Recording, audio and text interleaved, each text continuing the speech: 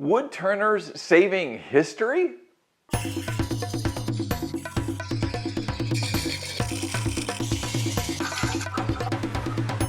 Hi, I'm Kent and welcome to Turn a Wood Bowl. You're probably asking yourself, how in the world are wood turners saving history? Well, stick with me and I'm going to tell you how. You know, as a kid growing up, I really did not enjoy history in school. It was really boring.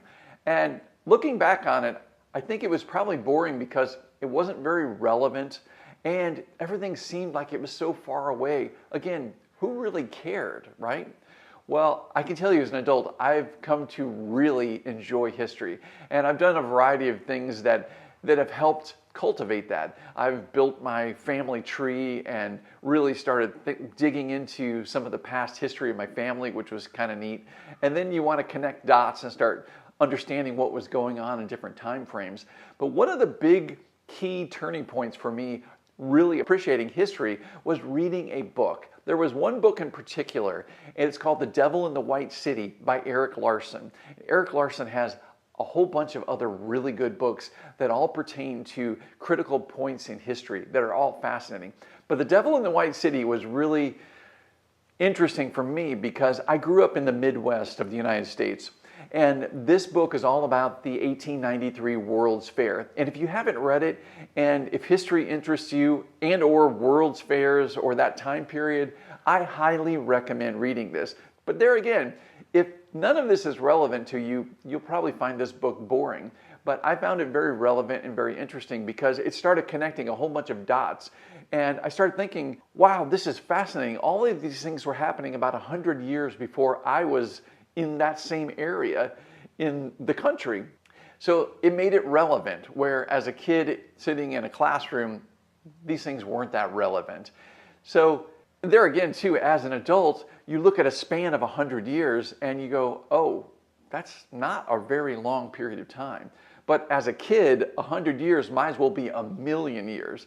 So it's kind of interesting how we can appreciate these things a little more as we're adults. Some of the things that became interesting to me in the World's Fair were the connections to the Industrial Revolution, some of the historical or famous people that were of the time, and just all of the fascinating things that occurred. One of the things that was fascinating was the term Windy City. Now, if you ever heard Chicago called the Windy City, we first think, well, wait a minute, that's because it's windy there, and the tall buildings, they funnel the wind through there. And if you've ever walked around the streets of Chicago, it can be windy at times, but that's not why it was called the Windy City. And prior to the 1893 World's Fair, the competition for the location of that World's Fair was between New York and Chicago.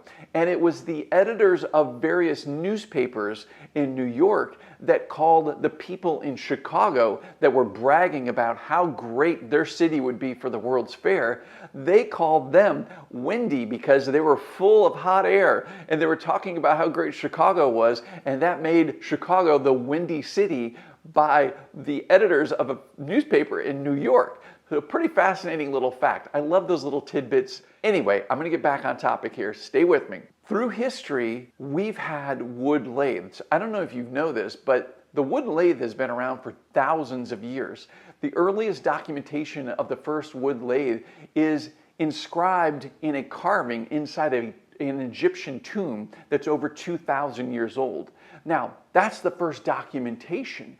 We have no idea if the wood lathe was used maybe thousands of years prior to that.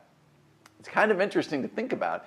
But if you're a craftsperson or a woodworker and you need to make cylindrical items, it only makes sense that at some point in history, people had to realize if they rotated their wood source and cut it, they could create that cylindrical shape. Whether it's a spindle or a bowl, it didn't matter. If they could create that rotation, they could achieve a wood turning. And that's what we get to benefit from today. So some of the primitive versions of these wood lathes were very, very crude.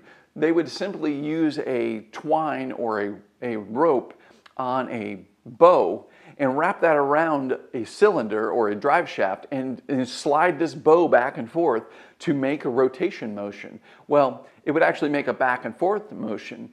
That means you can only cut in one direction with a single blade tool. And there's evidence that there were double-edged tools, so they were cutting on both rotations. Because this is manual, it's very slow RPM and a very slow process. Well, over time, treadle lathes were developed, and this involved a foot pedal and some type of action moving against that foot pedal. And a lot of times they would use young saplings from trees and use that spring power of the tree wanting to go back up as their counter force to that foot pedal.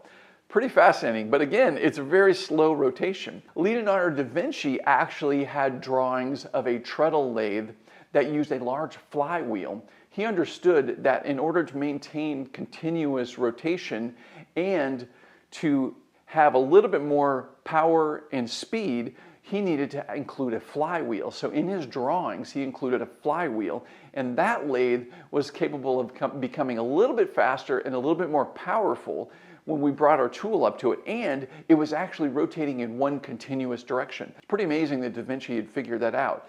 Now, if he made this lathe, we don't know, but there's definitely drawings that he created of a flywheel lathe. Through the years, the lathe has obviously progressed, and essentially we have the luxury of having an electric motor lathe. And now in our day and age, if you think about it, pretty much every single woodworking tool, electric woodworking tool we have, has an electric motor that goes around and around, and that's pretty much it. We do have the luxury of having variable speed motors and all that right now. So where am I going with all this? Let's think about this now. Let's think about this from the point of the person creating. So back at the earliest time, and in all instances, wood turning has been for a functional utilitarian purpose, whether it's a piece that needs to be made for furniture or railing or a bowl. It was something that needed to be made, and it was made by a craftsperson, a person that's working with their art form, and they're making things one at a time. That's how it was up until the late 1800s and the early 1900s when the Industrial Revolution came in. When the Industrial Revolution came in, things changed. How did they change? Well, wood turning became industrialized as well.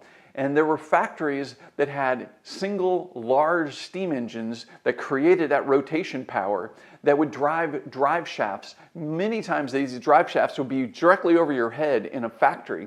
And the drive shafts would have many pulleys attached to them, and there would be a pulley and a belt going down to every workstation and every lathe. So if you're a worker in this factory, you would have a list of things you needed to produce that day, and you would have your workstation. You would put your wood blank into the lathe, and then you would engage that belt coming down from the drive shaft. The drive shaft's always moving, so you can imagine all the noise. You'd have the steam engine, you would have that drive shaft continuously going, you would have all these lathes turning, and you would engage your lathe, and you would turn your project, and then you disengage that belt, and it would stop your lathe, and you would keep making the same item every day. Now, the other thing that happened with the Industrial Revolution was the fact that everything became very uniformed, and a factory might be making one thing, and that's all they made. Maybe they made railing spindles, and that's it. There would be no room for individual personality or creative expression. You wouldn't be able to just play with this railing and decide to add a few extra beads or change it up in a way that you decided you wanted to change. If you were turning bowls, you wouldn't get to decide if you wanted to make a closed rim bowl all of a sudden. So wood turning during the Industrial Revolution lost a lot of its personality and its individual artistic expression by the wood turners. Instead, people wood turning were required to make the items that were needed by that factory. So a lot of the personality was removed from wood turning during the Industrial Revolution, and things were mass produced. Now, this was good and bad. The good part of this was if you needed 10 bowls that were 10 inches in diameter, they were available. Prior to the Industrial Revolution, it might be difficult to get a woodworker or a craftsperson to make 10 identical bowls.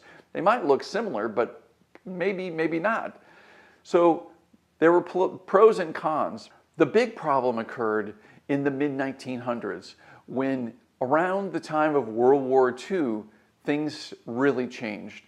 And if you believe the movie It's a Wonderful Life, Sam Wainwright really suggested to George that he should get in early on the ground floor of plastics.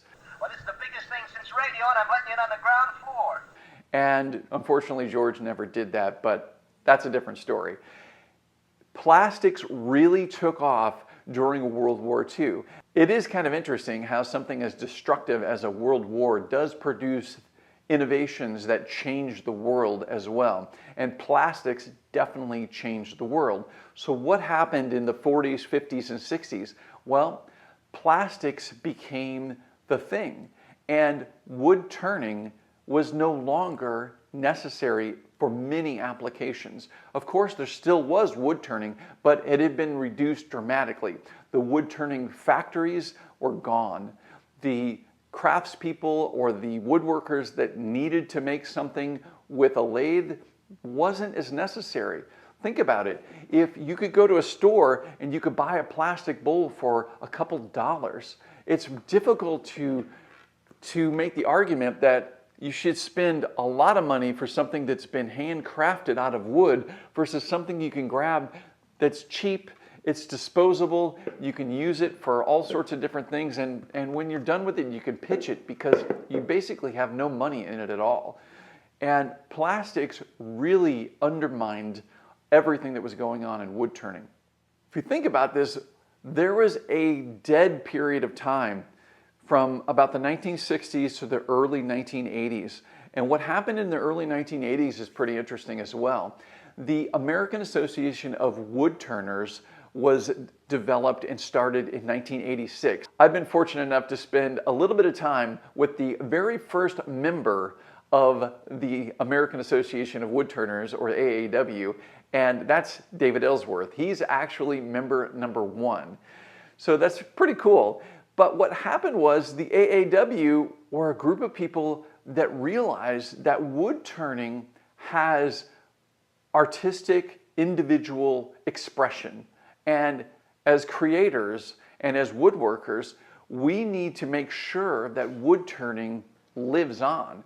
We can't let this fade away into nothing and be overwhelmed by all of the other options that are out there, such as plastic, because if it is, it could be lost to time. So the AAW cultivated this culture of encouraging people to turn wood for enjoyment, for artistic expression, for creating. And now we have this worldwide network of people that are turning at lathes. Now, I've said all of this so that you understand a little bit of the background of what you're doing at your lathe. It's pretty fascinating if you think about it, because you, as a wood turner, are saving history. You're maintaining history. You're keeping history alive. And whether this is something that you've picked up as a basic hobby to do every once in a while, or if it's something you enjoy and you've actually made a business out of it, you are keeping part of the history of woodworking alive by being a wood turner. It's pretty cool to think about it if you really wrap your head around it. Well, if you came into wood turning like I did, I was just curious. I had done a lot of flat woodworking, and I thought, you know, I know people turn stuff on lathes, and it would be kind of cool to do that. I just need to learn how to do it, and I don't know what I need to do. Do I need a lathe, and how do I get all this stuff to work out, and do I want to buy a lathe? And those are all the thoughts I had initially, and I know a lot of you guys are the same way, and that's where I started. I had no idea about the history of wood turning when I first started. And that's why I wanted to share this with you guys today. So if you're picking up wood turning as a casual hobby, that is fantastic. I want you to know that this hobby has incredible roots that go back thousands of years. And because you are taking up the craft of wood turning, you're carrying on history. You're making history continue, and you're making it present for other people. The people that you come into contact in your life, that you share what you're doing with, they become aware of wood turning. Most people don't know that wood turning exists unless they're into woodworking or they know about wood turning. So it's pretty cool that As a wood turner, you're actually keeping history alive. And it could have very easily been lost during the Industrial Revolution and the introduction of plastic, because plastic and cheaply manufactured items are prevalent everywhere. Do we really need wood bowls? No, we don't need wood bowls. Do we love and appreciate wood bowls? Yes, and that's why we make them. And that's why you're doing what you're doing. So don't just think of yourself as a wood turner. Think of yourself as a historian that's maintaining history and keeping history alive. And you're making incredible pieces of art and you're expressing yourself. Do what you want to do. Make the things that you want to do. You are a craftsperson and it's up to you. You get to decide whatever you want. You don't need to make 10 things that are exactly the same like the Industrial Revolution taught us. You get to go back into the roots of wood turning and craft the things that you want to make. That's what makes wood turning so much fun. So hone those skills, get good at your craft, and then create whatever you want and share wood turning with as many people as possible so it keeps this wonderful form of creation alive for hopefully hundreds and thousands of years into the future. All right, guys, thanks for watching this video. And if you've liked this, please click that like button and subscribe if you're not already subscribing. Be sure to check out my website, turnawoodbowl.com. I've got tons of information there, and I've got great courses that are going to quickly build your skills for turning the things you want to turn and continuing this wonderful history of wood turning.